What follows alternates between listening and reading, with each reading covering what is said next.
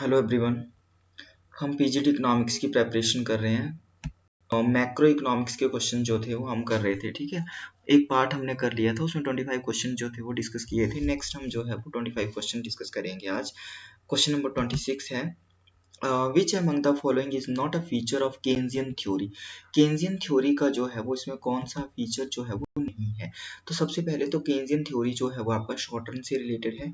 ये है physical policy की केन्स बात करता है, मतलब कि गवर्नमेंट का जो है वो इंटरफेरेंस होना चाहिए, साथ में शॉर्ट टर्म की बात करता है। ठीक है, तो आपका जो है वो कौन सा बचा, फिर आपका जो है वो क्वेश्चन जो आपका बी है करेक्ट आंसर होगा। ठीक है, नोट, तो ये आपका वेज प्राइस फ्लेक्सिबिलिटी जो है वो नहीं है। Next is cash balance approach in quantity theory emphasis on. Cash balance approach जो है क्वांटिटी थ्योरी में वो किसके ऊपर जो है वो मतलब एम्फेसिस करती है, किसके ऊपर जो है वो स्ट्रेस बताती है।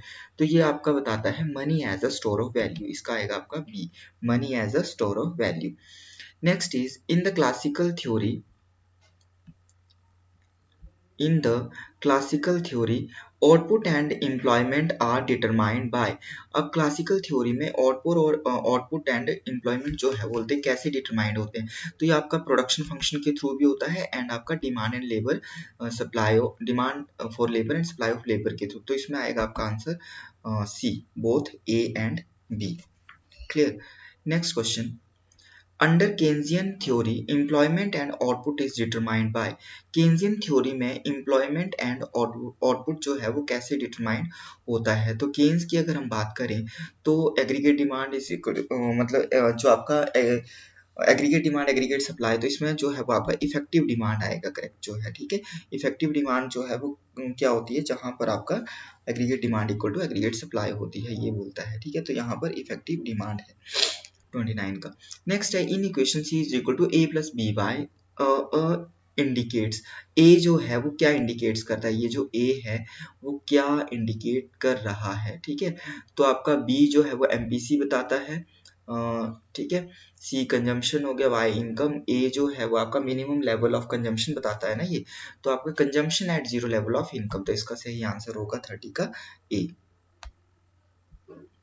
Next question, transaction demand for money is a function of. आपका एक आता है ट्रांजैक्शन डिमांड फॉर मनी,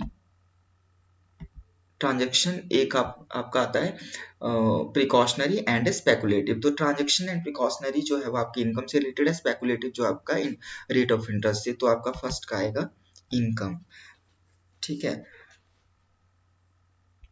आज पेन टैब वो चल नहीं रहा है ना, और थोड़ा लिखने में यहाँ पर दिक्कत हो रही है। ठीक है, तो ऐसे समझ लीजिए आप। तो यहाँ पर आपका 31 का जो है वो ए होगा। IS curve shows that when income increases, IS curve क्या बताते हैं, बोलते हैं जब इनकम इंक्रीज होती है तो इनकम के इंक्रीज होने पर interest rate must to restore equilibrium in the goods market. हाँ, वैसे तो गुड्स मार्केट की बात कर रहे हैं, तो आपको एसेट मार्केट ये नहीं आएगा, एसेट मार्केट ये भी नहीं आएगा, तो गुड्स मार्केट आपका फर्स्ट वाला जो है वो सही होगा 32 का A. Next question, the LM curve slopes. अब IS जो है वो आपका थोड़ा सा ट्राई करते हैं जरा बनाने का। दिस इज IS, ये आपका IS और ये आपका ऐसे LM। ठीक है, तो LM जो है वो अपवर्ड स्लोप है, तो आपका 33 का B. 34 the slope of IS, IS का स्लोप कैसा है आपका, डाउनवर्ड है। ठीक है, तो आपका स्लोप डाउनवर्ड, सी 34 का सी।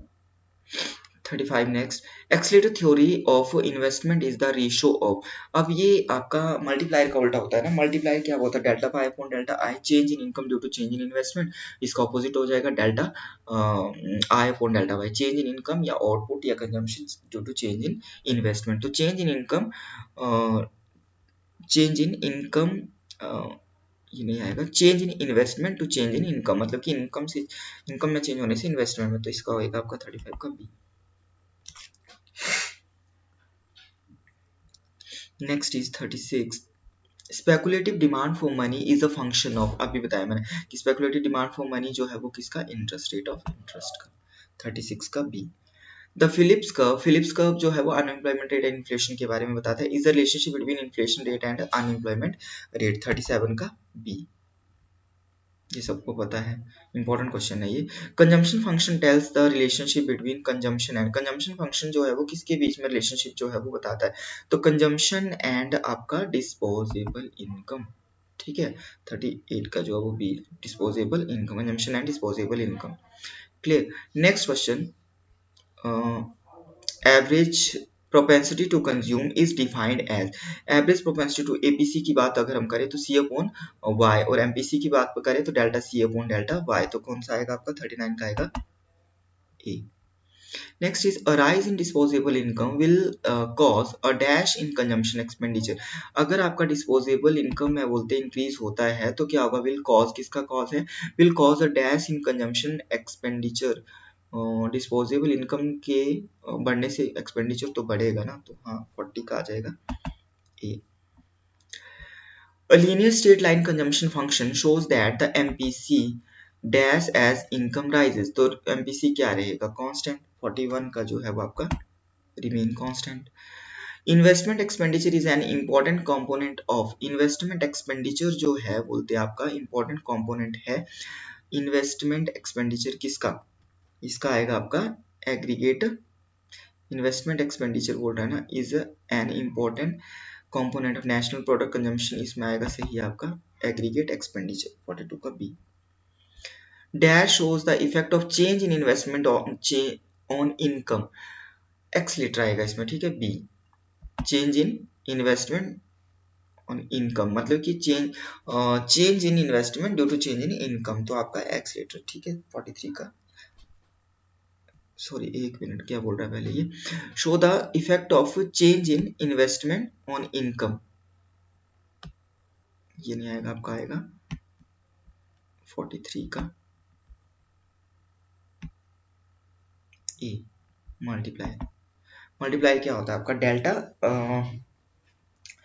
Delta Y upon delta I, ठीक है। तो ये क्या बोल रहा है, change in investment on income, मतलब कि change in investment, change in income due to change in income due to change in investment, मतलब कि इन्वेस्टमेंट में चेंज होने से इनकम में चेंज, तो क्या बोल रहा है, चेंज इन इन्वेस्टमेंट, इन्वेस्टमेंट में चेंज होने से ऑन इनकम, तो डेल्टा क्या बनेगा आपका, formula delta Y upon delta I बनेगा ना, तो delta Y upon delta I जो है वो आपका होता है multiplier, clear. Next is dash measures the effect of consumption on investment, अब कंजम्पशन ऑन इन्वेस्टमेंट के ऊपर अब उल्टा कर दो, delta Y upon delta, sorry delta I upon delta Y है, डेल्टा आपका मतलब यहाँ पर जो है वो क्या बोल रही है, कंजम्पशन बोल रहा है ना, तो 1% कंजम्पशन अदर पर्सन इनकम होता है, ठीक है। तो आपका यहाँ पर आएगा एक्स लीटर, 44 का जो है वो आपका बी आएगा। Next is the essential characteristics of whatever serves as money are that it must be issued by the state, be not be only fiduciary, be generally acceptable, इसमें आएगा सी, 45 का C. Money is dash, money is dash सबको पता है, the most liquid of all asset, ठीक है 46 का सी। Constant purchasing power ये नहीं आएगा, acceptance only when it is intrinsic ये भी नहीं आएगा, सी आएगा, ठीक है। Next is a major primary function of money in modern economies is to serve as, primary function की बात करें सबसे पहले तो हम मीडियम ऑफ एक्सचेंज की बात करते हैं, तो 47 का जो है वो मीडियम ऑफ एक्सचेंज ही आएगा यहाँ पर। Next question, when you purchase your monthly ration, क्या बोल रहा है कि आप मंथली राशन परचेज करते हैं from the department store against your promise to pay, और उसको आप प्रॉमिस करते हैं, promise to pay the amount equivalent to the value of goods purchased, money serve as, तो उसमें मनी क्या रोल प्ले कर रही है, मीडियम ऑफ एक्सचेंज इसमें नहीं आएगा, इसमें आएगा अ स्टैंडर्ड ऑफ डेफर्ड पेमेंट, उसको आप पेमेंट कर रहे हैं, ठीक है। तो 48 का आपका A, a standard of deferred payment. Speculative demand for cash is dash function of the rate of interest, तो आपका डिमांड फॉर मनी, डिमांड और इंटरेस्ट इसमें नेगेटिव है, तो 49 का जो है वो आपका नेगेटिव आएगा। 50th क्वेश्चन है आपका, in the situation of liquidity trap, जब लिक्विडिटी ट्रैप आपको पता होगा इस तरह से ऐसे करके कांस्टेंट हो जाता है, फिर ये In the situation of liquidity trap, demand curve for money becomes a straight line parallel to the dash axis. यहाँ पर आपका क्वांटिटी ऑफ मनी आएगा यहाँ पर, ठीक है, और यहाँ पर आपका आएगा रेट ऑफ इंटरेस्ट यहाँ ओ वाई एक्सिस में। तो यहाँ पर मनी इनकम तो आता नहीं है, यहाँ पर आएगा क्वांटिटी, ठीक है, क्वांटिटी ऑफ मनी। तो 50 का जो है वो आपका आएगा ए। तो नेक्स्ट के 25 क्वेश्चन हम अगली क्लास में करेंगे, अभी आज इतना करेंगे। साथ में नेक्स्ट जो आपको मैं बता रहा था बीएड पोर्शन के जो नोट्स हैं वो प्रिपेयर हो गए हैं, जिसको भी चाहिए होंगे वो व्हाट्सएप कर सकता है। यहाँ लिख देता हूँ व्हाट्सएप नंबर।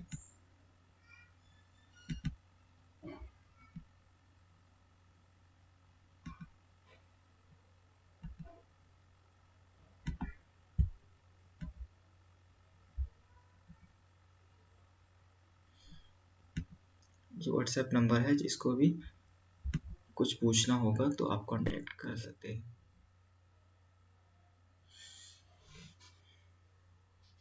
नेक्स्ट के क्वेश्चन जो है वो हम अगली क्लास में करेंगे। जो भी चैनल पे नए हैं वो चैनल को जो है वो सब्सक्राइब कर लेंगे, ताकि रोज जो है वो उनको वीडियो का जो है वो नोटिफिकेशन मिल रहा है। जब जब भी नई मतलब क्लास होती है तब उनको जो है वो नोटिफिकेशन जो है वो टाइम टू टाइम मिल जाया करेगा। Okay, thank you.